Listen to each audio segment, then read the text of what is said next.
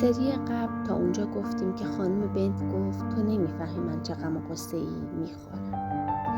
آقای بنت گفت امیدوارم غم و غصه‌ات تمام شود. سالهای سال هم زنده بمانی و ببینی که دست جوانهای 4000 پونتی میآیند به این حوالی.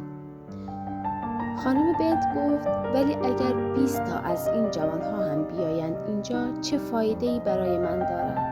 تو که نمی روی به دیدنشان. آقای بنت جواب داد خیالت را ناراحت نکن. اگر 20 تا باشند حتما به دیدن همه‌شان می‌روم. آقای بنت معجون عجیبی از حاضر جوابی، طنز و کنایه، توداری و دمدمی مزاجی بود. طوری که 23 سال زندگی مشترک هم کافی نبود تا همسرش به شخصیت او پی ببرد. اما فکر خانم بنت را راحت‌تر می‌شد خواند.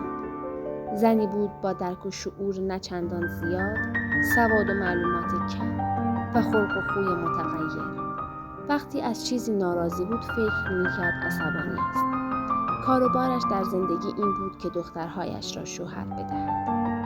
تفریحش نیز دید و بازدید و کنجکاوی بود. آقای بنت از اولین کسانی بود که به دیدن آقای بینگلی رفت. از قبل هم قصد داشت به دیدنش برود. هرچند که تا لحظه آخر به زنش میگفت نمی‌رود.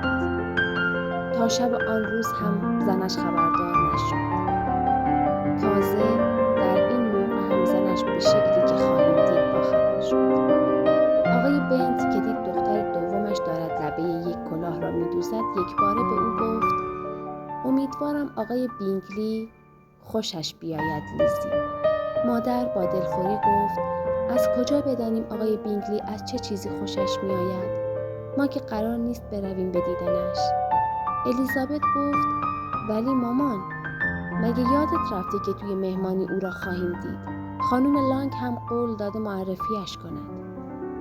خانم بنت گفت من که باور نمی کنم خانم لانگ از اینجور کارها بکند. خودش 2 تا خواهرزاده دارد. تازه زن خودخواه و دورویی است. من که نظر خوشی به او ندارم. آقای بنت گفت من هم نظر خوشی ندارم. خوشحالم که میبینم روی کارهایش حساب نمیکنه. خانم بنت اعتنا نکرد و جوابی نداد. اما چون نمیتوانست خودش را نگه دارد شروع کرد به اخم و تخم کردن با یکی از دختران.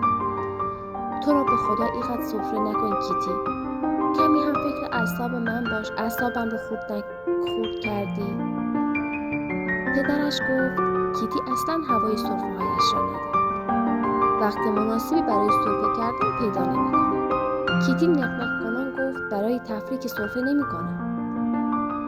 خانم بنت پرسید مهمانی رقص بعدیت چه وقت است لیزی؟ لیزی جواب داد از فردا 2 هفته مانده. مادرش بلند گفت بله پس این طور. خانم لانگ تا روز قبلش بر نمی‌گردد. پس چطوری می‌خواهد او را به ما معرفی کند؟ خودش هم آن موقع هنوز با او آشنا نشده. آقای بنت گفت پس عزیزم تو وضعت از دوستت بهتر است. می توانی خودت آقای بینگلی را معرفی کنی. خانم بنت جواب داد غیر ممکن است آقای بنت. غیر ممکن است. وقتی خود من با آقای بینگلی آشنا نشده باشم چطور می توانم؟ تو چرا اینقدر سر به سرم میذاری؟ آقای بنت جواب داد از دوراندیشیت خوشم آمد. واقعا هم 2 هفته آشنایی خیلی کم است. ظرف 2 هفته که نمی شود فهمید یک نفر آدم چند مرد حلاج است. ولی اگر ما قدم پیش نگذاریم یک نفر دیگر می گذاریم. تازه به خانم لانگ و خواهرزاده هایش باید فرصت داد.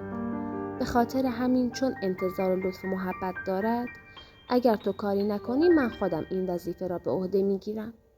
دخترها به پدرشان زل زدند. خانم بنت فقط گفت حرف مفت مزخرف. آقای بنت بلند گفت معنی این قیل و قال چیست؟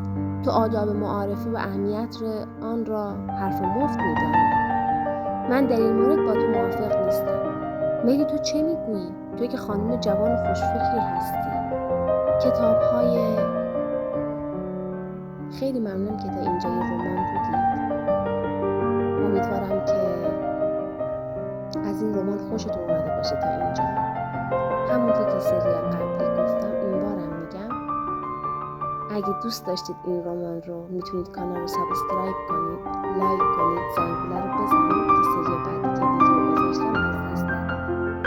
منتظر ادامه ویدیو باشید. به نظرم که